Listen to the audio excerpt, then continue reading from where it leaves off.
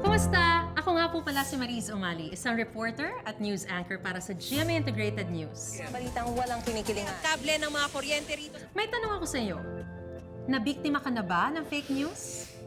Naniniwala ka ba nung sinabi nilang may boyfriend na si RM ng BTS? Excuse me O kaya nag-share ka rin ba ng viral AI-generated na litrato ni Selena Gomez sa Met Gala kamakailan? O baka naman isa ka sa mga naniniwalang may anak na si Maine Mendoza? Ang mga idol natin na celebrity laging target ng fake news. Pero alam nyo, kung may idol tayo sa showbiz, meron ding mga idol sa mundo ng balita. Sila ang mga fact-checkers.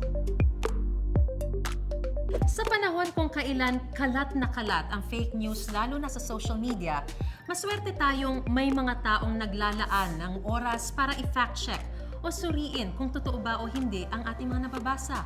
Malaki kasi ang epekto ng mga maling balita at impormasyon sa ating pang-araw-araw na buhay.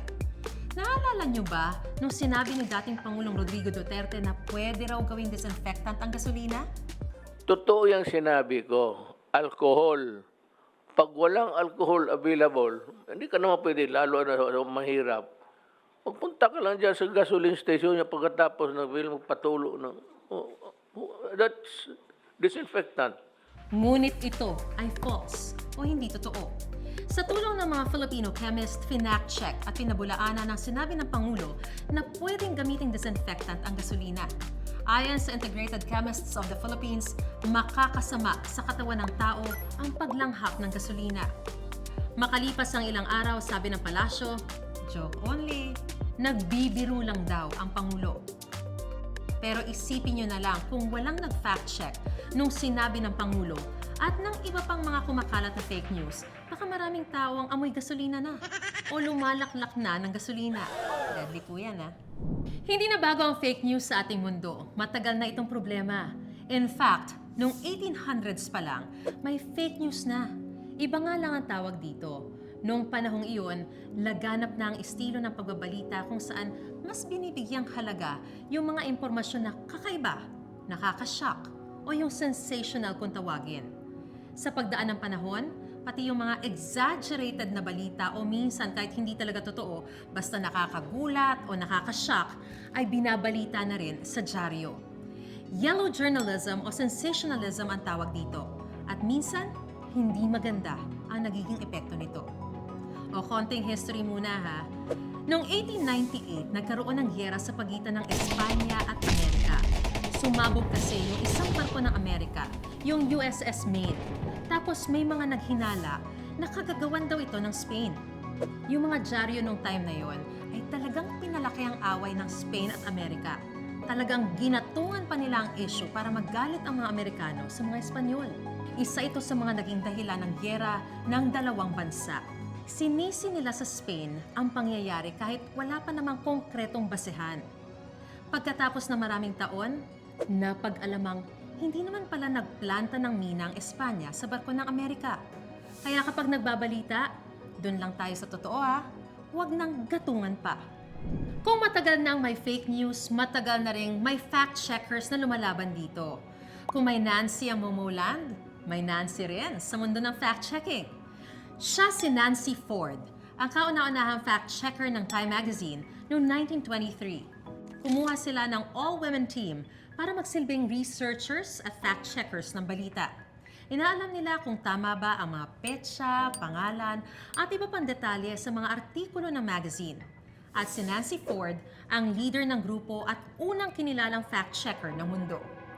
Ngayon, marami ng fact-checkers na ipinagtatanggol ang katotohanan. Sana all, pinagtatanggol.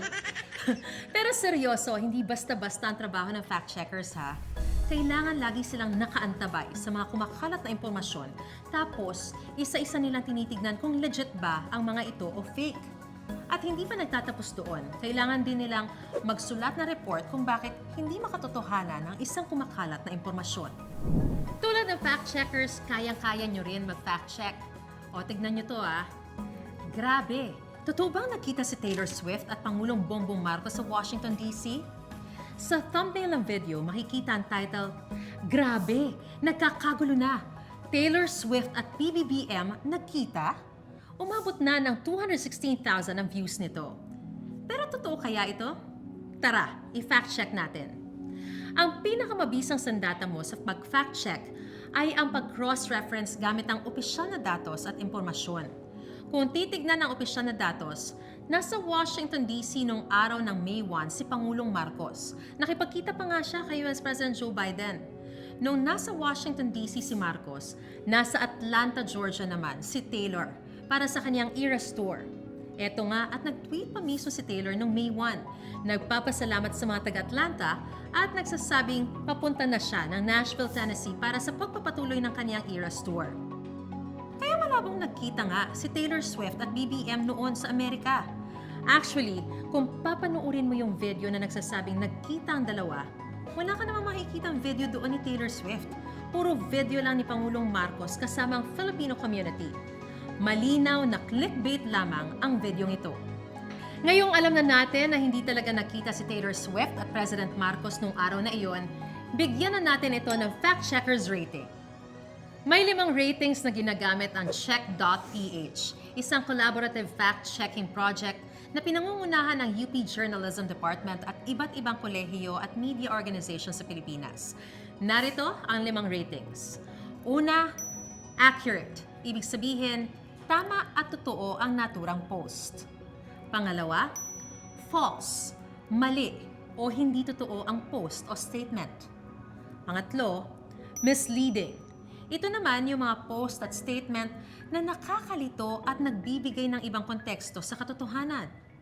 Pang-apat, no basis. Ito yung rating na binibigay kapag hindi sapat ang datos para i-verify ang claim. At panlima, needs context. Ito naman yung mga post o statement na kailangan pang dagdagan ang detalye dahil maaaring magamit ito sa maling konteksto.